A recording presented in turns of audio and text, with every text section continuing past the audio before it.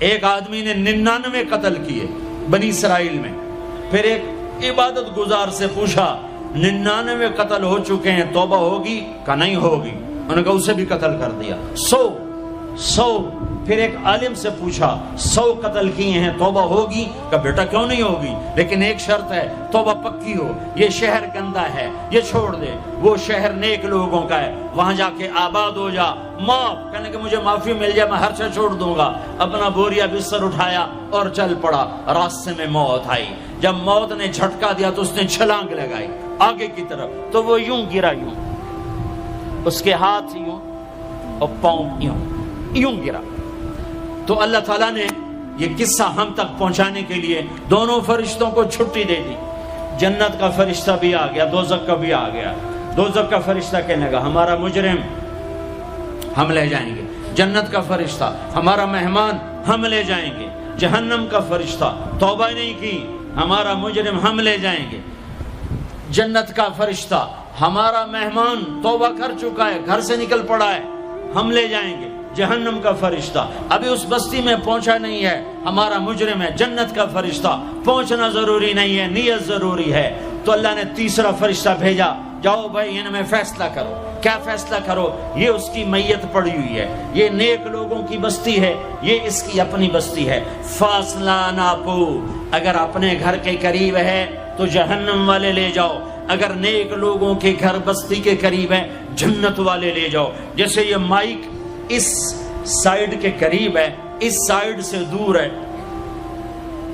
یہ یہاں گرا پڑا پانی، یہ یہاں گرا پڑا تھا، گھر کے قریب تھا اور نیک لوگوں کی بستی سے دور تھا. جب ناپنے لگے تو اللہ نے ادھر کی زمین کو کہا سکڑ جا، اور گھر کی طرف کی زمین کو کہا پھیل جا. جب پیمائش ہوئی تو اپنے گاؤں سے دور اور نیک لوگوں کے گاؤں کے قریب ہو گیا. تو اللہ نے فرمایا چلو ہمارا مہمان ہے جنت. توبہ سے نہ گھبراؤ، میرا رب کہتا ہے پوری دھرتی گناہوں سے بھر دے اور آسمان تک گناہوں کو لے جا. ایک دفعہ کہہ دے یا اللہ میری توبہ تو سارے معاف کر دوں گا. تو بھائیو ہاتھ جوڑتا ہوں، آؤ ہم توبہ کریں. نیت کرتے ہو؟ حکومتوں سے آس بھی ہٹا دو، گلا حکومتوں کا گلا بھی نہ کرو. اس سے کیا فائدہ ہوگا؟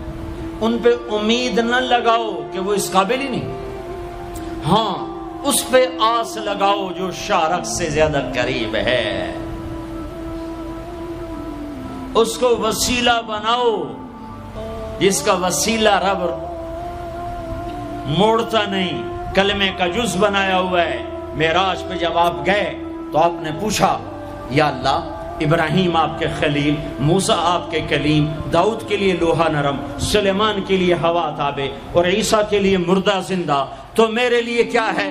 تو اللہ تعالیٰ نے فرمایا اولیس قد آتیتک افضل من ذلک کلہ، اے میرے حبیب اللہ تیرے لیے سب سے اعلیٰ، سب سے اعلیٰ، سب سے اعلیٰ کیا؟ یا اللہ کیا؟ کہ وہ یہ ہے کہ اللہ ذکرت الا ذکرت معی، قیامت تک تیرا میرا نام اکٹھا رہے گا، جدا نہیں ہو سکتا. جیسے تیرے رب کا نام باقی ہے، تیرے نبی کا نام بھی باقی رہے گا، تیری نسل کا نام بھی باقی رہے گا، تیرا حسب نسب بھی باقی رہے گا. ہمیں پتہ نہیں ہمارا نبی تھا کون، ہمارا نبی کیسا تھا، ان کی زندگی کیسی تھی، ان کے گھر کا کیسا تھا نظام، باہر کا کیسا، ہم جانتے نہیں. ہم سیکھو اپنے حبیب کی معاشرت سیکھو، تجارت سیکھو. آپ طاقت میں آئے تو آپ نے کیا کیا، آپ تاجر بن کے آئے تو آپ نے کیا کیا، آپ خامن بنے تو آپ نے کیا کیا، آپ باپ بنے تو آپ نے کیا کیا، آپ جنگ میں آئے تو آپ نے کیا کیا، آپ نے ہتھیار اٹھائے تو آپ نے کیا کیا، آپ نے صلح کی تو آپ نے کیا کیا، آپ مسلح پر آئے تو آپ نے کیا کیا، آپ کی رات آئی تو آپ نے کیا کیا. سیکھو. یہی تبلیغ کا پیغام ہے کہ تبلیغ میں نکل کر اللہ اس کے رسول کی مبارک اور پیاری زندگی مرنے سے پہلے سیکھو. لیکن آج کی رات میں ایک ہاں میرے ساتھ کرو، آج توبہ کرو، آج توبہ کرو. کرتے ہو توبہ کرتے ہو؟ کہو یا اللہ میری توبہ، پھر کہو یا اللہ میری توبہ، پھر کہو یا اللہ میری توبہ۔ اب اگر تم نے دل سے کہی ہے اور اندر مسرات ہیں انہوں نے دل سے کہا ہے تو تمہیں مبارک ہو، تم سب ایسے ہو جیسے آج ماں کے پیٹ سے جنم لیا ہے، تمہارے سب گناہ معاف ہو گئے، اللہ خوش ہو گیا، فرشتے خوش ہو گئے، جنت سج دھج گئی، جنت کی حوریں تمہیں دیکھ دیکھ کے خوش ہو رہی ہیں۔ مجھے میرے رب کی عزت کی قسم، میں اس کی رحمت کے دعوے پر کہہ رہا ہوں، آج یہاں جتنا بڑے سے بڑا گناہگار بیٹھا ہے، میں دعویٰ کرتا ہوں اگر اس نے دل سے اس شرط کے ساتھ دل سے توبہ کی ہے تو جا جا تجھے مبارک ہے، تیری زندگی کا آج پہلا دن ہے، تو آج ماں کے پیٹ سے نکلے ہے، تیرے سب معاف ہیں۔ ہاں فرض چھوڑے تھے، پتہ کرو علماء سے کیسے کروں، گناہ معاف ہو گیا، حق مارے تھے، گناہ معاف ہو گیا، پتہ کرو علماء سے ادا کیسے کروں۔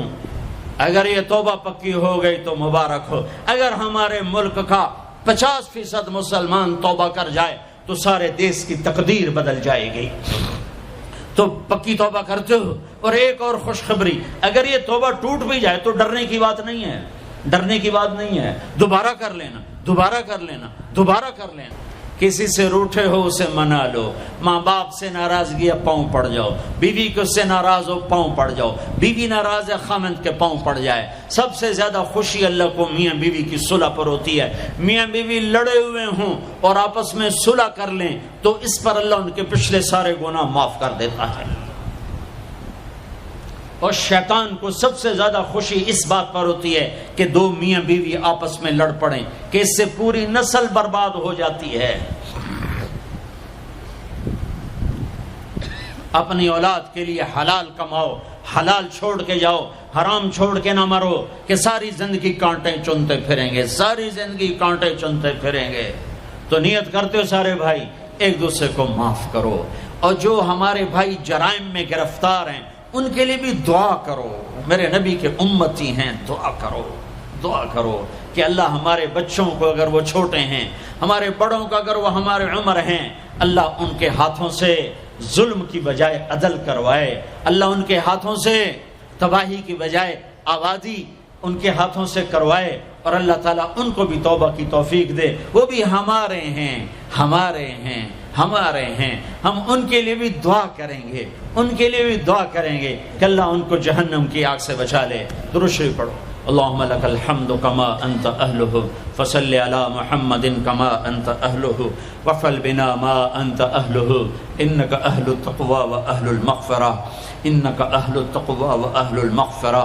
اے وہ ذات جو احد اور صمد ہے، اے وہ ذات جو لم یلد ولم یولد ہے، اے وہ ذات جو لم یزل لا یزال ہے، اے وہ ذات جو نیند اور اونگ سے پاک ہے، اے وہ رب جو تھکن تھکاوٹ سے پاک ہے، اے وہ رب جس کا کوئی شریک اور ثانی نہیں، اے وہ رب جس کا کوئی کف مثل مثال شبہ شبیہ نہیں، اے وہ رب جو آسمانوں پہ بھی تنہا ہے اور زمینوں پہ بھی اسی کا راج ہے، اے وہ رب جو مشرق اور مغرب اور شمال اور جنوب اور فوق اور تحت کا تنہا مالک ہے، اے وہ رب جو سب کو پیدا کرتا ہے اور پیدا ہونے سے پاک ہے، اے وہ ذات جو سب کو موت دیتا ہے اور خود موت سے پاک ہے، اے وہ مالک ملک، اے وہ مالک ملک جو سب کو کھلاتا ہے اور کھانے سے پاک ہے، اے وہ رب جو سب کو پلاتا ہے اور پینے سے پاک ہے، اے وہ رب جو سب کو سلاتا ہے اور سونے سے پاک ہے، اے وہ رب جو سب کو پہناتا ہے اور پہناوے سے پاک ہے، اے وہ رب جو سب کو جگہ دیتا ہے